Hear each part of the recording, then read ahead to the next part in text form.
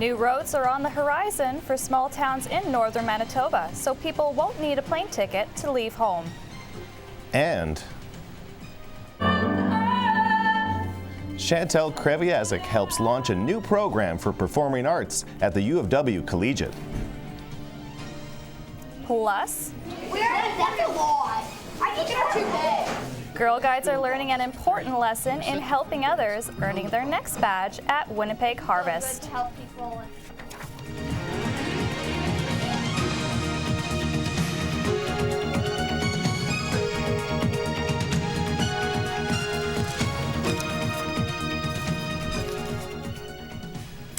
Thanks for joining us tonight. Our top story, there are 1,359 properties with frozen pipes, and for those affected, they can't be thawed soon enough. The city is applying for disaster relief from the provincial and federal governments to cover the $3 to $4 million that this winter crisis is expected to cost. The cost has also been huge for some local shops. Some owners say they can't recover from the loss, and RRC-TV's Marnie Blunt spoke to two business owners dealing with the frozen pipes in different ways. Pet Peripherals finally has running water again, but the water in these tanks got here too late. I'm sad. You know, this was our life for the last 4 years. The Transcona Pet Store's pipes froze on February 20th. City crews arrived a month later. But by that time, we just realized it was too late. We can't get out of this, being a small business as we are. Sales had dropped 50%. A few animals got sick, and some even died. Except for these mice and a few gerbils, most of the animals have already been sold or fostered out. The store will be closing its doors on March 31st. They're going to lose their business, perhaps part of their livelihood. And it's just sad because Transcona is built about little businesses. While some places rely on running water in order to run their business, other places like CAA here just needed to go to the washroom, and which in itself is a big inconvenience when you have over 100 employees, including some pregnant women, walking across the street just to go to the washroom. While some business owners feel that the city should be responsible and should compensate for all the damages, others say it just depends on your own individual situation. This chocolate shop in St. Boniface is still waiting for the city to thaw its pipes, but the owner doesn't think it's fair to hold the city fully responsible. Some of it ought to be carried under your insurance, and some of it is the mandate of the city to be responsible for. The city says right now there is at least a 3-week wait to thaw frozen pipes. Marnie Blunt, RRC-TV. The province says it's considering Winnipeg's request for disaster funding. Last week on RRC-TV, we showed you the road construction underway to make northern Manitoba communities accessible by car year-round. But as you saw, construction will take years, so right now, as the weather gets warmer and the winter roads melt, people can only get in and out of their communities by plane. RRC-TV's Liz Fraser shows you what that means for people in Bloodvein First Nation.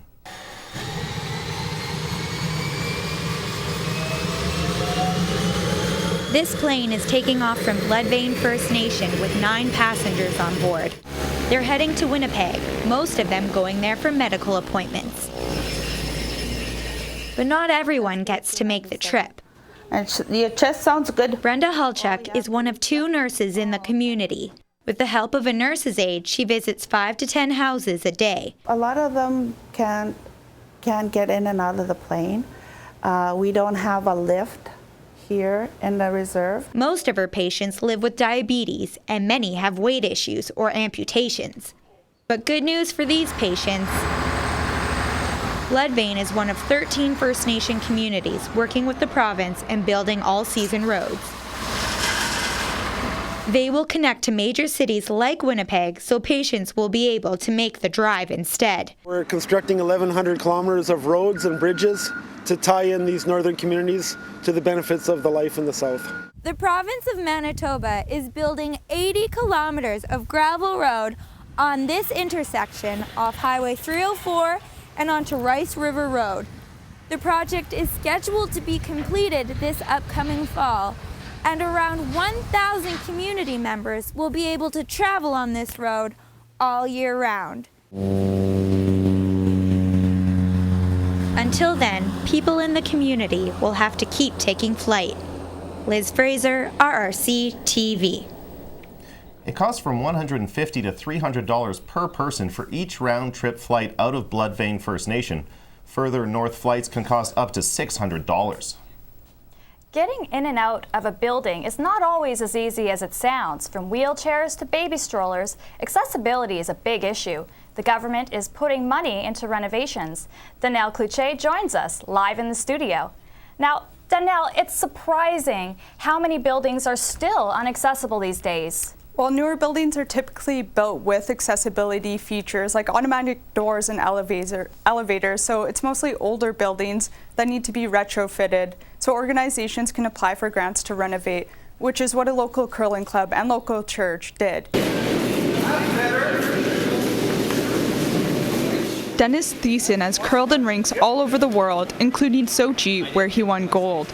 This is his favorite local rink because the club has always made it easy for him to get onto the ice. And now, even better, the club recently added a lift to the bar on the second floor, and that means no more missing out on parties and celebrations. It felt like we were finally part of the club, and they did it, partially because of us, and so it was a great feeling. The government didn't only fund renovations to the curling club; they're also funding renovations to this church, including getting it a new elevator. As you can see, this elevator is too small for most wheelchairs. This is all part of the government's plan to make programs and services in Manitoba accessible to everyone. A cart of food can barely fit in the elevator on the church's food bank day, which means that some people in wheelchairs or people with baby strollers can't come to the food bank or other events here in the basement. Imagine if we could be accessible. Imagine if we could bring dignity to people who are excluded. How much better we could be. Fletcher hopes the $1.2 million renovations will be complete by 2016. The renovations at the curling club cost about $183,000. All three levels of government pitched in, and the club covered the final $4,000. Now, Danelle, what are some of the other organizations that are doing accessibility renovations? Well, Ottawa just gave $34,000 to L'Arche Winnipeg, which houses people with developmental disabilities. So the money is going to build ramps on 3 of the homes. And Margaret Grant Pool just reopened, so the city spent $1.4 million to upgrade the pool, including putting lift systems in the change room. Thanks, Danelle. That was Danelle Cloutier reporting live in the studio. After the break, Riley Martin will be here with your weather forecast. This snowbank here used to be over 5 feet tall. Now it's less than 2. This is good news, Winnipeg. We are so close to spring. Winter is putting up a bit of a fight, but hey, this weekend, Saturday at 0, Sunday at -1. More good news after the break here on RRC-TV.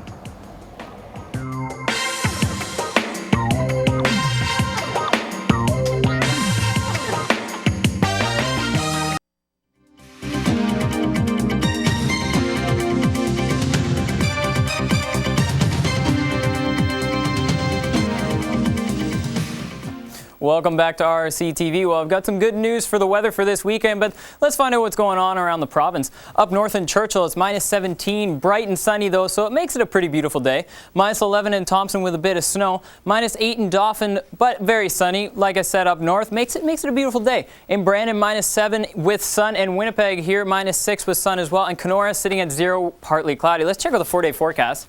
On Friday, we have a high of -6 with a low of -20, but it'll be sunny, so hopefully that'll make it a little nicer. Saturday with a high of 0, so that's going to be a beautiful day. Low of -11 with just scattered flurries. And on Sunday, high of -1 with a low of -13, partly cloudy. And on Monday, a high of -10 with a low of -17, but a beautiful sunny day. Let's check out the national weather. Over here in Vancouver, it's +11 and it is raining. It's going to be raining there actually all the way until next Thursday. So they're in for a bit of a wet time, but it's beautiful weather after that. And in Edmonton, -11 with snow. Same with Calgary at -5 with snow as well. And there's a system right here that's going to be dumping snow all the way until Sunday. Nothing too big, but definitely flurries on and off all the way until Sunday. But then, like with Vancouver, beautiful weather after that. Up north in Yellowknife, -13, partly cloudy. In Saskatoon, -7 with flurries, and Regina, -6 with flurries as well. Let's check out the east over here. +4 in Toronto with some rain, -3 in Montreal with a little bit of flurries, -3 in Ottawa, partly cloudy. Up north in Iqaluit, -19, partly cloudy as well. -1 in St. John's, and over here in Halifax, it's -5 there, but it's going to be gusting up to 80 kilometers per hour today, so hopefully it'll die out by the evening, but just stay buckled down if you're over there. Back to you guys. Thanks, Riley. Well, I'm glad that we're clear for, rain for a little while. Yeah, I mean, it's wet enough with all that melted snow. Yeah, true enough. Cadets from across Western Canada are in Winnipeg for a special concert this weekend. RRC-TV's Jesse Pelche has the story.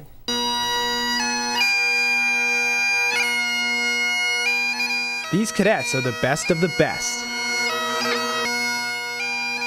Chosen from bands across Western Canada. It's absolutely awesome. I know lots of these kids from summer camps and previous honor bands, and it's absolutely amazing to get to work with them again. The cadets are in Winnipeg for a week. They're here for leadership training and to play with some of the best of their peers. What the cadets do afterwards is they take everything that they've learned during the week and go back to their home units and basically help out their band. There are 56 cadets here from across Western Canada, ranging from Yukon to here in Manitoba, and it's quite the process. About 1,000 cadets across Western Canada tried out, and as I said, only 56 make the cut. They range in age from about 14 to 18 years old, and they've all worked extremely hard to get here. And the cadets say they won't waste this opportunity. Band is what kept me in cadets, and just getting to work with such a good set of musicians who have the same values as me is absolutely surreal. I'm Jesse Pelche for RRC-TV. The Cadet Band plays Saturday, April 5th at 2 p.m. at the Westminster Church. Young entrepreneurs are getting a chance to experience what it's like to have a storefront. I went down to Portage Place Mall to learn more about the program that's giving them a running start.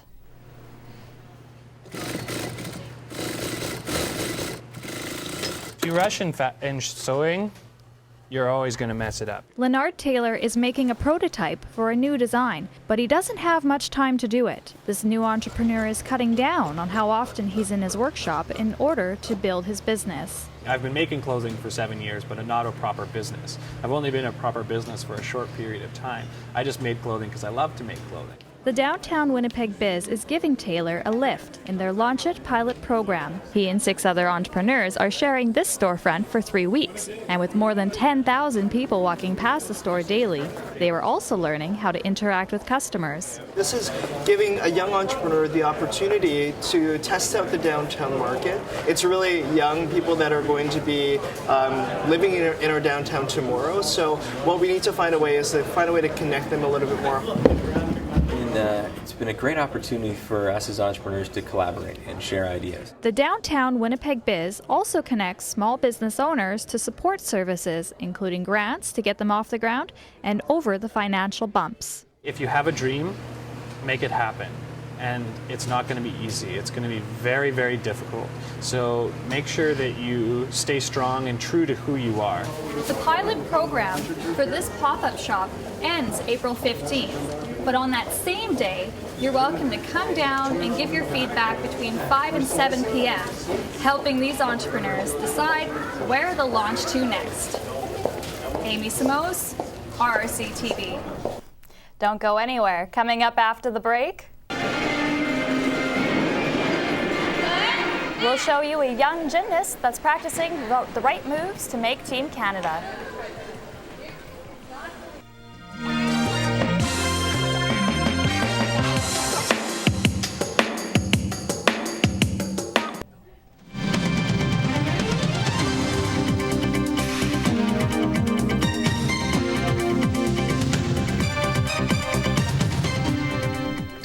Welcome back. Braden Watling joins us now for sports. Now, Braden, we're all hoping that the Jets will make the playoffs, so they'll get to the Grey Cup. Now, what's the chance of that actually happening? Well, I hope they make the Stanley Cup, actually. But honestly, either or, it's not very good chances either way.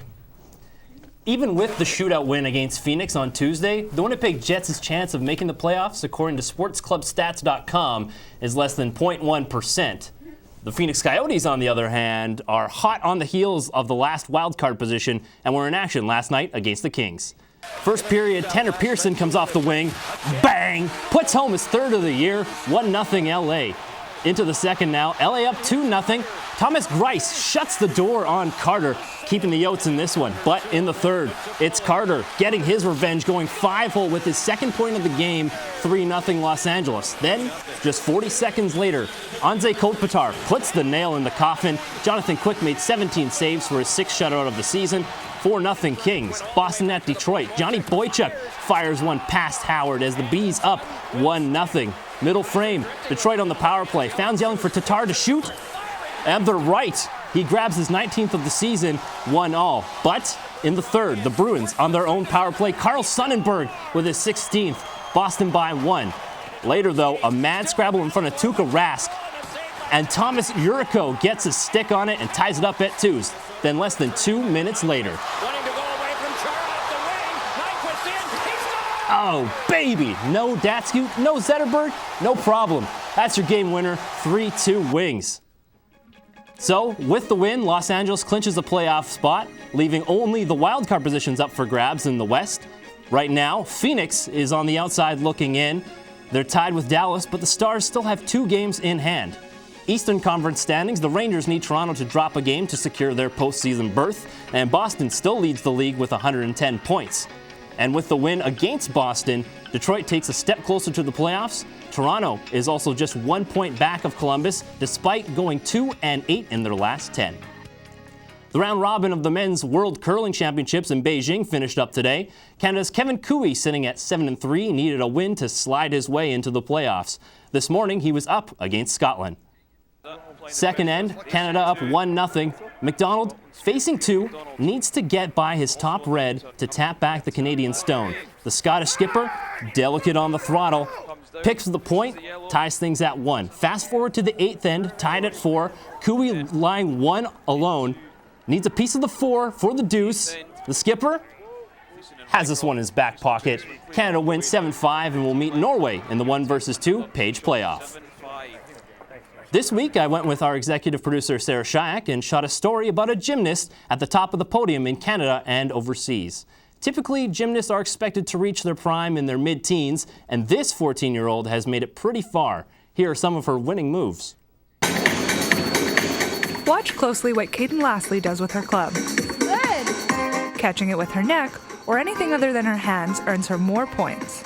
And she's hoping moves like this will get her on the national team. It allows me to express myself in ways that other sports may not allow you to, and I wasn't really good at any other sport, so this one kind of stuck for me.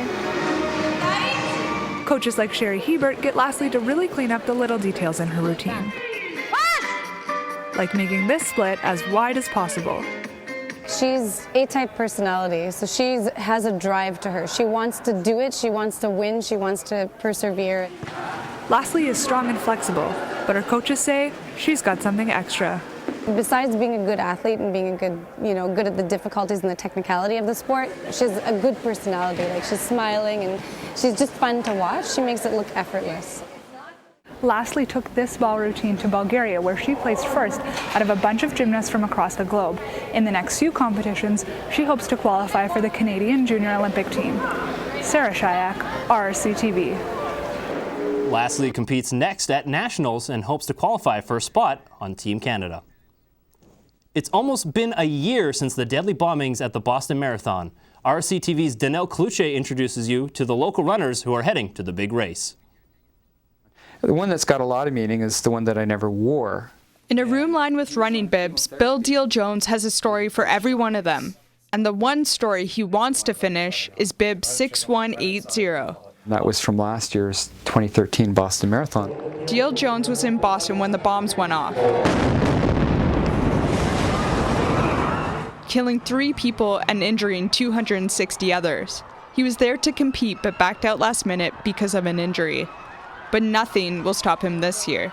The bombings cannot intimidate marathoners. They're the wrong group to try to intimidate. And, simply speaking, human spirit and courage are stronger than evil. Teal Jones is one of 51 Manitobans running in the Boston Marathon this year. The City of Boston said it's doing everything possible to keep them safe, including doubling the number of police officers and bringing in bomb-sniffing dogs, which is good news for the woman who runs this running room. She's doing Boston for the first time. I am so excited to be running the Boston Marathon this year. The running room manager, who is 66, will be the oldest woman from Manitoba running the marathon this year. I have to say that as a runner, I believe that it made me stronger and ever more fervent in my efforts. And D.L. Jones feels the same. When he does cross the finish line this year, he will have his 6th Boston Marathon under his belt. Danelle Cloutier, RRC-TV. Good luck to all the Manitoba runners. Well, thanks so much, Braden. Janessa now joins us with entertainment. So, Janessa, I know the Junos are past, but is there still some fun stuff going on in Winnipeg? There is, and John, you look like someone who would really enjoy the ballet, and so I think that this might interest you, what's coming up at the Royal Winnipeg Ballet. 2014 and 2015 marks the Royal Winnipeg Ballet's 75th anniversary. They are teaming up with a new partner, the Truth and Reconciliation Group. RRC-TV's Scott Best shows you what's in store for this season. Toes en point are marking the start of a new season. Spring. Students from the Royal Winnipeg Ballet showed off some fancy footwork today. They unveiled the ballet's 75th anniversary season. This season has special meaning for Justice Murray Sinclair. And the problem is that our story and our answers to those questions were taken away from us. The RWB is creating a ballet about Canada's residential schools and the move toward reconciliation. The question I always ask myself is, will this advance the cause of reconciliation? And I don't doubt for a moment that it will. The RWB says ballet is a perfect fit. It expresses emotion in a visual language that brings out powerful reactions from the audience. I think Canada is more ready for this sense of reconciliation because everybody realized that whatever was done for whatever paternalistic reason just didn't work out. And thank God it didn't, because I think in diversity you have more richness. The RWB was the first company to portray Indigenous people in a ballet in North America. They did that with The Ecstasy of Rita Joe in 1970. The Truth and Reconciliation Ballet will be the second one to do that in October 2014. Scott Best, RRC-TV. When the flight attendant tells you that there's going to be a delay, it usually isn't music to your ears. But when a recent flight to Australia left a little late, it started off on a high note.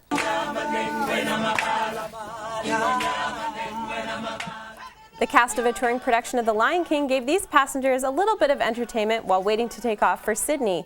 They sang an a cappella version of the well-known Disney song Circle of Life.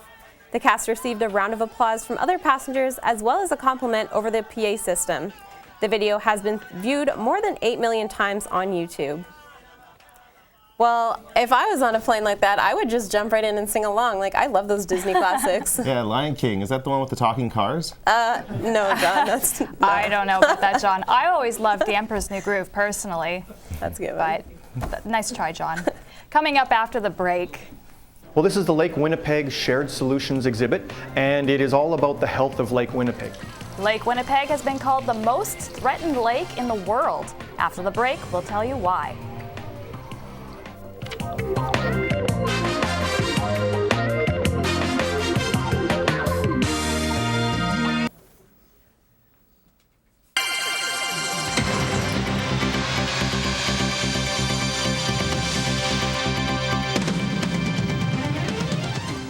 Well, welcome back to RRC-TV. Well, if you're looking for something to do this weekend, there is plenty, as always, with this wonderful city of ours.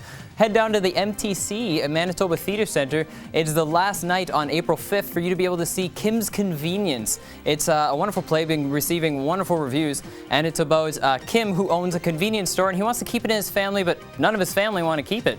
And the tickets range from $25 to $75, depending on where you're sitting. And also happening this weekend is the Festival for Fools at the Forks. And what that is, it's part of Kids Fest, and it's sponsored by Scotiabank. And what's happening there? All kinds of things are happening. There's clowns, there's face painting, there's also aerialists. If you saw earlier in the show, Marnie's story about the circus camp, similar things are happening there, so get down there and it's a wonderful opportunity for your kids to be able to see them. And one of the biggest and most popular things that's going on is the face painting. Some kids actually wait in the line for over an hour to get painted by professionals. And you know what? Honestly, it pretty much works out in the end, because look at the face painting. Look at that. That's beautiful professional art. And there you go. You could look like a tiger or a lion. I'd like to be on the savannah. So I'm probably going to hit up the Festival for Fools, but then again, I am a fool myself. So also happening this weekend is on April 5th, the Astronomy Dinner at Fort White Alive. Now that's happening at on the 5th, and it's just get there for 6, and that's when the dinner happens. And then at 7 is cocktails, good time. And then at 9 you go out and you check out the stars with the Royal Astronomical Society of Canada.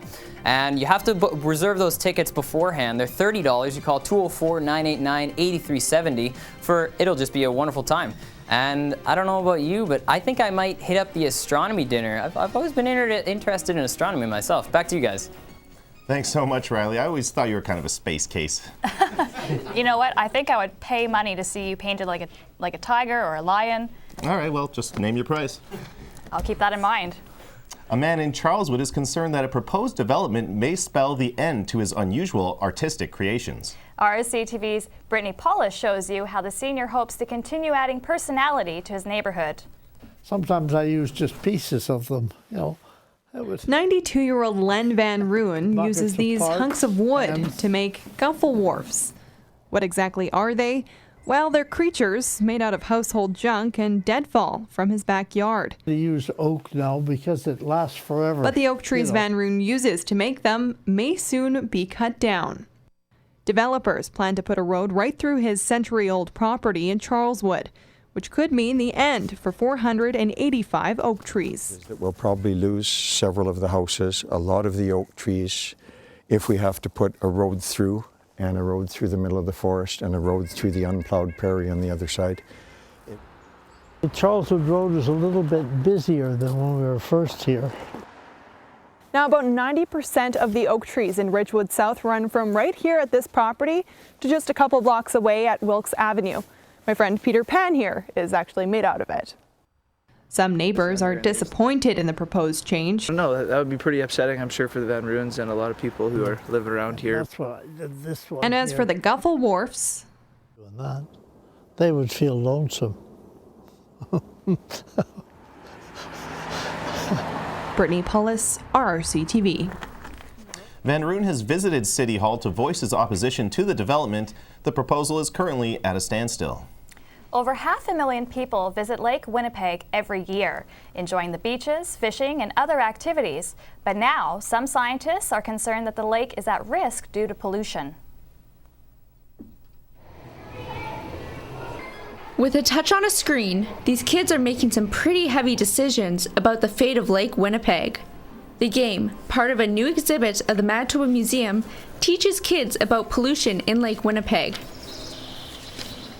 This is the most advanced interactive watershed simulator in the world. It gets people thinking how they can help save Lake Winnipeg and how their actions affect the environment and the economy.